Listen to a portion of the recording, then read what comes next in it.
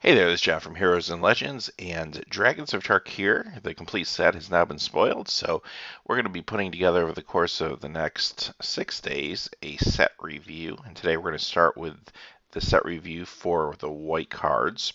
And before we get started, just a couple things. We're going to focus mostly on limited for the playability of these cards, other than when we specifically say we're talking about standard or modern, so there will be some bullet points in here about constructed formats, but mostly just think the default topic is going to be limited. And also I wanted to try to get through, especially with this being such a big set, try to get through the set review as quickly as possible. So I'm not going to go through and read the cards or anything like that, but we're going to go ahead and display the cards, talk about the quick bullet points, and then move on. So having said that, let's get started and jump in. Our first card is Anafenza Kintree Spirit, and this is a very low cost card with a big effect. Opponents will have to find an answer for this very quickly or else they're going to get outclassed. It is legendary, which could discourage some constructed decks from playing multiple copies, especially since the 2 mana has to be on color, being 2 white. Next card is Arishan Foremost, and this is a nice card for white weenie strategies and white-black warrior builds. However, 3 mana, which is pretty inexpensive for what it is, but 2 of it is white, so it's not going to fit into some limited decks. You can't really expect this to come out on turn 3 of your curve. This is more or less going to be maybe a 4 or 5 drop, and you just want to consider that when you're building your limited deck. Next card is Artful Maneuver, and this is an excellent cheap combat trick. Surprise your opponent on defense when you play this as an instant, and then you can use the rebound to really get in for damage on the crackback. I really like this combat trick a lot, and could potentially see some standard play, but it is a great card for limited regardless. Our next one is Avon Sunstriker, and you don't want to miss the fact that he is a warrior. He's a bird warrior, so there are going to be some limited decks looking for that. If you're looking for a flyer or a warrior, he might be a good option, but honestly, in most cases, I think he just kind of outprices himself out of a card that you want to go to, even in limited. Being 2 white and 1 for a 1/1 double striker is not fantastic unless there's a way to build him. Megamorph is good, but it's costly at 5 mana, so a lot of times he's not going to make the cut in your limited deck. Next card is Avon Tactician, and it's a decent middle to late curve flyer with bolster for limited. Not always going to make your cut in your limited decks because of the 5 casting cost for basically a 2/3 with bolster. There may be better things you can do with your mana out there. Also, he has too high of a casting cost, obviously, to see constructed play. This one is Battle Mastery, and this is a actually good limited card. I'm usually not a big fan of auras because of the fact that you can easily get 2 for 1 if you don't play it at the right time. But this is a card that has a powerful enough effect that I want to take the risk, and sometimes it's just simply thinking about when's the right time to play this. Hold on to this card. Don't just throw it on a creature because you can throw it on a creature. Hold on for the right moment when you know maybe your opponent's tapped out and you're going to be able to get in for some real serious or potentially lethal damage with this card. And then that way, if the card's removed next turn, at least it did something. So this can be very strong. You just have to be very careful how you play it.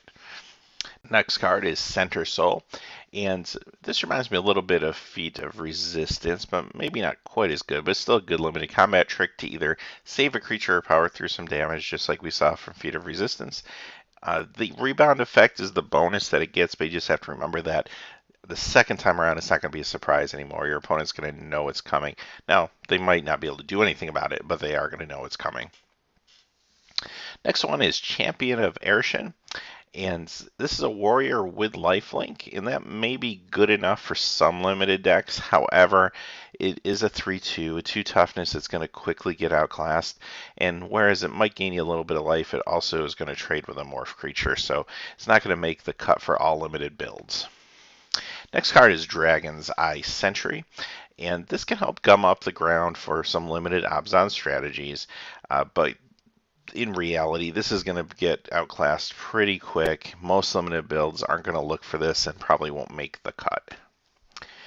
Dragon Hunter is our next card, and this is a fantastic card. 2/1 warrior for 1 mana, and this is an aggressive card. This could fit into a white weenie build, potentially even in standard. It's just that aggressively costed. And then when you go into limited, He stops dragons. He's got protection from dragons, and he can block dragons with flying as if he had reach. That's pretty awesome. So this is going to be a great card, just an awesome limited card, and potentially a good standard card as well. Jamocha Captain, and he's a little better than he looks at first glance. You see a 1/1 first strike for 3 mana, doesn't feel good. However, you got to think that when he comes in to play and then he attacks, he's going to bolster 1. Now, assuming he is the smallest creature on the board, which he probably is, once he attacks, he's now an attacking 2/2 first striker. So not good on defense, but a 2/2 first striker, if you can get him out fast enough, okay, now he can take out a morph, or you're going to get 2 damage in. And then next time he attacks, it gets even more dangerous and more dangerous. So your opponent's got to do something about him, or else he's going to get out of control. Unfortunately, he starts off so small that it might not be hard for your opponent to do something about him. If you draw him mid or late game, he doesn't feel that good or that powerful to you. So not going to make all limited builds. This card in some ways feels like a little bit of a trap, but if you get a good draw, it's going to be a strong card, and he might be your number 22 or number 23 card in limited. Next one is Jamocha Dunecaster, and I like this card a lot. It's very cheap and has a very aggressively cost tap down ability. Now, the downside is it can't tap creatures with flying, which is a pretty big deal in this set because of all the dragons, but still, it's going to be able to tap down some big creatures, and it's very cheap. Jamocha Warrior, and just a vanilla 3/1. He's a warrior. He can get in for some early damage, but he's going to quickly get outclassed, and let's face it, he's probably not going to make the build in most limited decks unless you're really desperate for one more creature or you're really desperate for another warrior. Echoes of the Kin Tree. And this is a pretty nice mana sink at a decent cost. You're paying 2. Again, we're seeing another aggressively costed enchantment, which seems to be the theme of this block, to try to make you want to play these enchantments. And this one's okay. In limited, you put this out as a good mana sink. Problem is, you get it too soon, and it's almost like not drawing a card. But late game, even mid game, this can change the board state a little bit and can get crazy late game. So I do like it. Obviously not going to see constructed. Enduring Victory. This is good limited removal. And that costs 5, so you're paying for the removal, which in the past few sets, 5 for a removal spell seemed to almost be the standard. Now all of a sudden, with all the big dragons, we're seeing a lot more aggressively costed removal spells. So this one kind of stands out as being a little slow when you compare it to the others, but it's still a removal spell. It costs 5. You're going to play it in limited, but there's better ones out there that could see constructed. Fate Forgotten, and this is just one of those limited sideboard cards that needs to be there. It's kind of nice when white has the disenchant effect. Now you're paying 1 more for it, but you get to exile the artifact or enchantment, so that's good. There's a lot of really good enchantments in this set and in this block when you count Fate Reforged as well. So you definitely are going to be happy that this card exists. If you're playing white and this is in your sideboard, this might get sideboarded in a lot more than you'd expect. Now, it does cost a little more than a Naturalize or a Disenchant does, so and we'll probably hold it out of constructed formats, but it's a good card. I'm glad it's there. Glaring Aegis, and it's cheap, which lessens the feel bad if you're 2 for 1, but let's face it, although it can kind of stall and gum up the ground a little bit, it's not fantastic. And even though it's a 1 casting cost, it's obviously not something you can dump out on turn 1 because you need a creature already out there, so it's a little deceiving.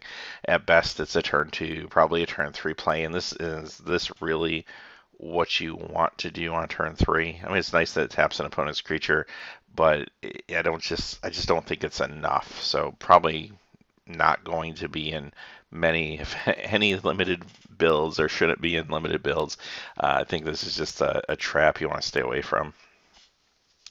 Gleam of Authority. And this card, when you first read it, it didn't sink in for me at first. You say, okay, I'm paying 2, it's an aura, and I get +1/+1 for each +1/+1 counter on other creatures you control. Start thinking about that. It's not just a +1/+1 counter for any creature that has one or more counters on it. It's for each counter that's on all your creatures. That could be insane. So it's got to fit into the right build. So limited, you got to be playing the strategy to get a lot of counters on your creatures. If you're not, I don't know if its ability to tap to bolster is going to really be that good. It's there, but I think you really want to play this when you already have the counters out on the creature. So it's great late game enchantment to play, and much like the one we saw earlier, you just want to strike at the right time. You don't want to throw this out on turn 2 on a creature when there's no counters out there and it's just going to get 2 for 1. This is a card that's going to reward good play. If you hold on to it to the right time, you can get in there and really surprise your opponent. Graceblade Artisan, and this is a card that almost feels like it's tailor-made for some of the heroic bestow decks that are starting to disappear now that we're getting deeper into the cons block and people are playing with kind of the new toys. And this is a fine card and could maybe respark and give that heroic bestow deck like one more breath of life. Who knows? Other than that, I don't know if it's going to be that good in limited. It's definitely could be a limited trap if you end up drafting this thing and start drafting a bunch of auras to go along with it. It could really dilute the power of your deck. So something to watch out for in limited, especially draft, but potentially could show up in standard. Great Teacher's Decree, and this could be a great finisher in limited decks, giving all your creatures +2/+1, and then rebounding, where you're able to do it yet again. Now, it is a sorcery, so you don't get that feel of a true combat trick, so your opponent is going to know what's coming at them. It does give them the ability to react and potentially make some profitable blocks. So again, this is a very skill-intensive card. You want to play it at the right time. It is a limited card. Too pricey really to see it make it into any constructed formats. Herald of Jamocha, and this is a Vigilance Warrior, but also can grant your other warriors Vigilance, so that's fantastic in a limited warrior deck. If you're not playing a lot of warriors, then you probably don't want this guy in your deck, and he's probably not going to make the cut. The other danger of him is, if I'm drafting, he's at common, and let's say I get a copy, maybe even 2 copies of this guy in the draft, and I'm thinking I'm all in on warriors. Well, the person 2 seats down from me may have also gotten 1 or 2 of him and may be thinking I'm all in on warriors. So that's the only thing I'd say about him. I'd be very tempted if I started drafting him to just go all in on warriors, but like any draft, you just got to read the cards that are coming to you. You may end up drafting against somebody with this card. This one is Hidden Dragon Slayer, and I like this card a lot because of its versatility. It's a cheap lifelinker for 2/1. That's fine in limited, but then it also gives you the opportunity to use this as a Smite the Monstrous, and that's fantastic limited removal. And it's actually, if you count the Megamorph cost, it's actually 1 cheaper than Smite the Monstrous, but you do have to pay the 3 to put it into play first. So I like this card a lot in limited. I think it's going to be a versatile card that's going to help you in a lot of your white decks. Next one is Lightwalker, and again, it's a warrior. You want to pay attention to that. And it will work well, I think, in Abzan limited decks, but if you don't have a bolster strategy going on, I just steer clear of this guy. Next card is Mischief Karen, and I like this guy a lot in limited. He's a 2/1 flyer for 3, but let's be honest, why would we do that? Let's go ahead and cast him for morph cost at 3. The next turn, let's megamorph him for 2 mana. Now he's a 3/2 flyer with Vigilance, and he's attacking in. The first opportunity he gets is a 3/2. I really like the aggressive megamorph cost on this one, and the only way that he'd be better in limited is if he was a warrior or something like that. They could have some synergy, but really fine limited card. Myth Realized. This is a nice card. This is a powerhouse here. Limited, it's fantastic. It's going to be really easy for your opponent to underestimate this. You put this out, and it's just not an immediate threat, but over time, this quickly grows, and it can grow either by you pouring mana into it, which isn't really where you want to be except maybe late game, but just by playing non-creature spells, this thing gets bigger and bigger, and it can get out of control fast. And it's also nice that it moves back and forth between enchantment and creature, which can make it harder to remove in certain situations. So, fantastic limited card. Good enough that I think you could also see some constructive builds. If, for example, there's a white weenie type build in standard, something like that, I could see this card making it in there. Jute Exemplars, and this one's a mythic rare, and this is a really good card. Great limited card. I love the versatility that it brings to Jeskai builds, and strong enough to potentially be a top of a curve of an aggressive white standard deck. Again, if I have a white weenie deck that makes it into this meta game, this could be the top of my curve, and it just brings so much to the table between the lifelink and the first strike, the ability to tap creatures, the ability to flicker, maybe protect itself in certain situations. Really nice card. This one is Orator of Ajete, and this card is basically a flying Wall of Omens if you have a dragon in play or have a dragon card in your hand, and that's a fine card. Wall of Omens is going to be an awesome limited card time and time again, and if you don't get to draw the card off it, it's still going to gum up the game a little bit and allow you to draw out the board state for Abzan strategy. So really nice limited card. It has a very good role. Pacifism, classic white removal, and more so unlimited than probably constructed formats because it does allow the creature to still use its abilities, but it does let you get in for damage, and it does stop a big threat from coming in and hurting you. So this is a classic card. You're always going to want to play this in limited. It's just very cheaply costed for what it does. Profound Journey. And this is an interesting card. It's a rare. It's expensive, but definitely could find a home in Commander. It reanimates. It basically takes any permanent and puts it from the graveyard directly to the battlefield. Really like that. And then it rebounds and gets to do it again. So there's some power behind this card. You're paying for the power, so that's going to keep it out of constructed in most cases.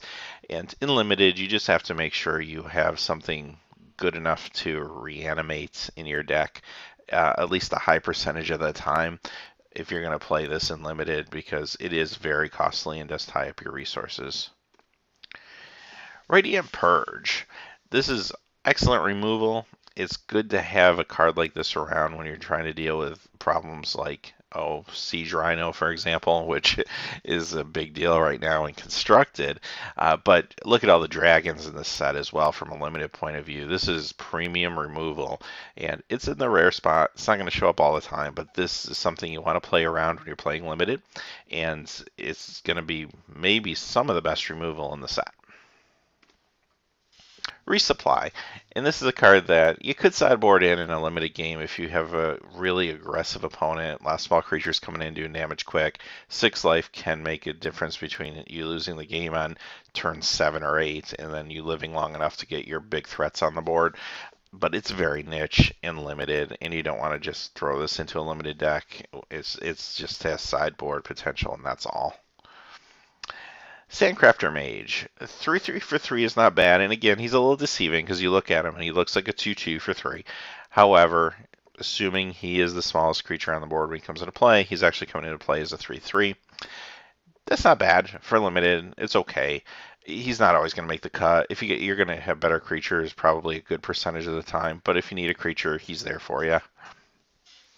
Sandstorm Charger kind of feels the same way as the previous card. It's okay in limited. It's a 3/4 for 5, so a little pricey. It has Megamorph. Megamorph is also 5, which is a little pricey. I like the versatility that he can be a morph creature and you can play him on turn 3, but there's better creatures out there. If you need a creature and you're just sitting there looking at your seal pool, like, what am I going to do? Well, he's there for you, but he's not always going to be someone you want to put in your deck. Scale Blessing, and this is a very good combat trick. I like the fact that this is an instant. Now it costs 4, but you get to bolster 1 and then put a +1/+1 counter on each creature you control with a counter on it. So it becomes much better in an Abzan limited deck build. But even if it's just a bolster, you get to bolster and put an additional +1/+1 counter on your smallest creature.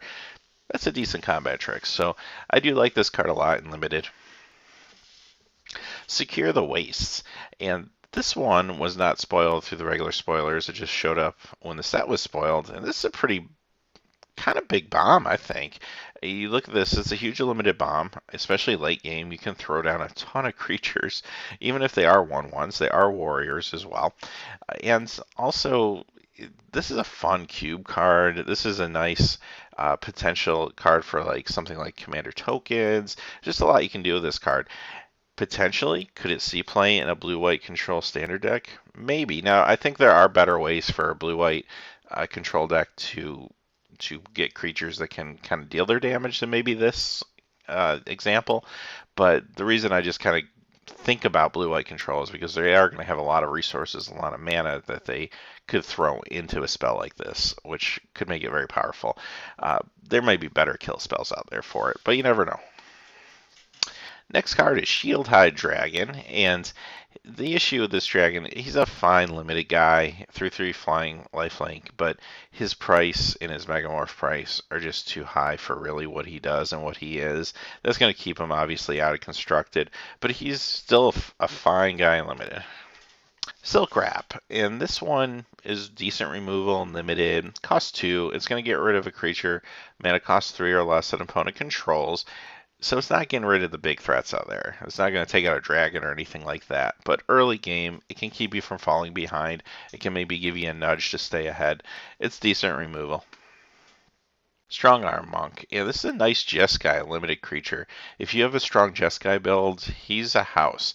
Now, if you don't have a lot of non-creature spells and limited, sometimes your deck tends to be mostly creatures and lands, then he might not be as good in all decks. So you do want to analyze that.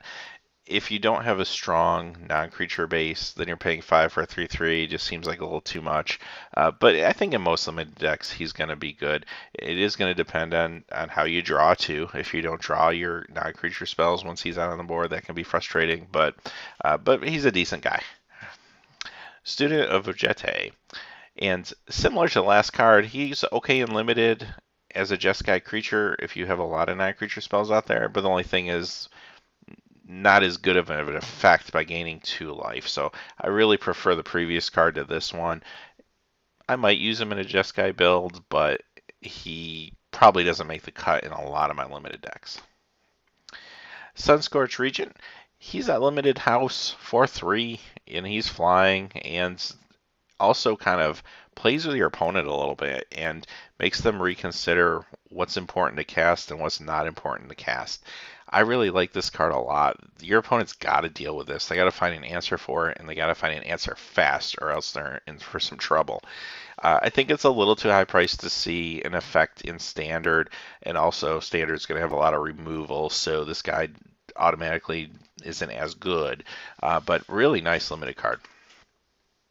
Surge of Righteousness, and this is a cheap way to deal with cards like Goblin Rabblemaster, Siege Rhino, so I see this going into Standard.